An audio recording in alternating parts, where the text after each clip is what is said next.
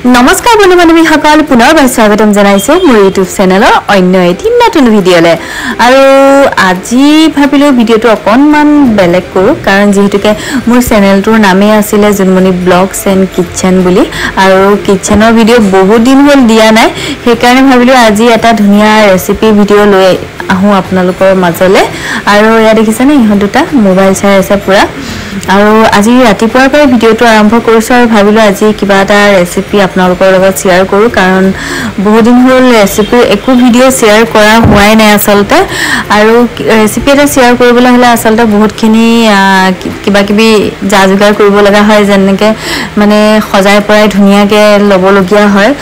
তেতিয়া ভিডিঅ'টো আসলতে ভাল লাগে আৰু এনেটো ঘৰত বনালে তেনেকে একো সজাই পৰাই লোৱা নহয় আৰু তেনেকে সেইকাৰণে ৰেচিপি ভিডিঅ' দিয়াও হোৱা নাই আৰু ৰেচিপি ভিডিঅ' বুলি ক'লে ধুনীয়াকে ভিডিঅ' কৰিব লাগিব ধুনীয়াকে সজাব লাগিব তেতিয়া চাইও ভাল লাগে সেইকাৰণে ৰেচিপি ভিডিঅ'বোৰ আসলতে দিয়া নহয় কাৰণ সময় বহুতখিনি লাগে আৰু আজিকালি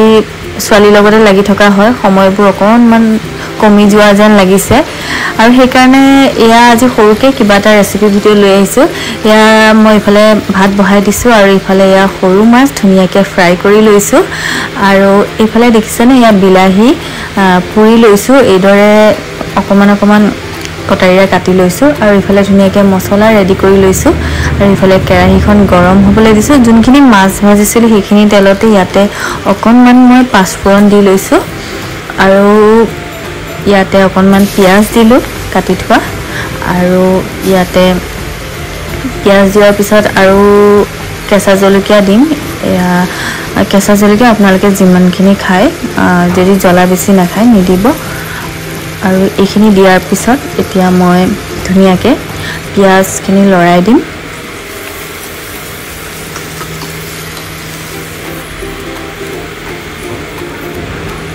আৰু ইয়াতে এতিয়া মই অকমান আদা নহৰু পেষ্ট দিছো আৰু ইয়াতে এতিয়া মই দিম সোৱাদ অনুসৰি অকনমান নিমখ আৰু অকনমান হালধি আৰু বিশেষ ইয়াত একো নিদো ধুনীয়াকে এইখিনি ভাজি লম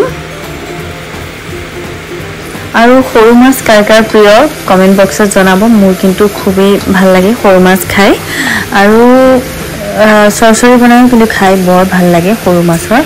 আৰু আজি অকনমান জুল টাইপৰ বনাম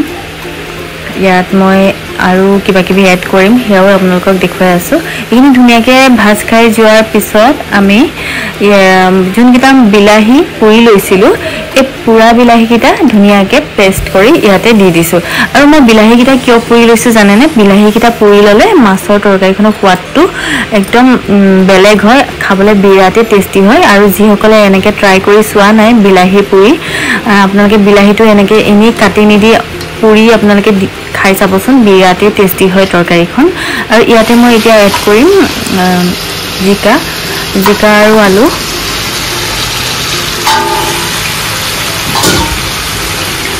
আৰু এইখিনি এতিয়া মই ধুনীয়াকে লৰাই দিম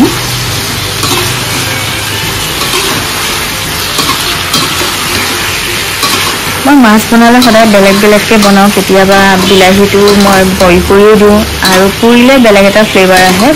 বিৰাট ধুনীয়া লাগে আৰু টেঙা হেৰিটো ভাৱটো বেছি আহে আৰু ইয়াতে মই অকনমান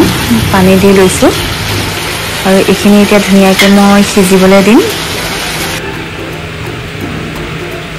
আৰু এইখিনি যেহেতুকে এটা সিজি গ'ল ধুনীয়াকে এতিয়া মই ভাজি থোৱা মাছখিনি ইয়াতে দি লৈছো আৰু ইয়াত এনেকে ডাঙৰ মাছ দি খাইও খুব ভাল লাগে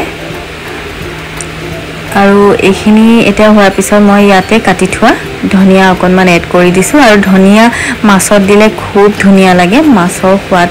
তৰকাৰীখনৰ সোৱাদে খুব ধুনীয়া হৈ যায়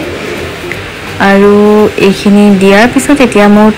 মাছৰ তৰকাৰী ৰেডি হৈ গ'ল আৰু কেনেকুৱা পালে ভিডিঅ'টো জনাব আৰু ভিডিঅ'টো চাই যদি ভাল পালে তেনেহলে এটা লাইক কৰিব কমেন্ট কৰিব শেয়াৰ কৰিব আৰু মোৰ চেনেলত যদি নতুনকৈ ভিডিঅ' চাই আছে আৰু ভিডিঅ' চাই যদি ভাল পাইছে তেনেহলে চেনেলটো সাবস্ক্ৰাইব কৰিব নাপাহৰিব তেনেহলে পুনৰ লগ পাম আন এটা নতুন ভিডিঅ' লৈ তেনেহলে আজিলৈ ইমানতে এৰিছো ধন্যবাদ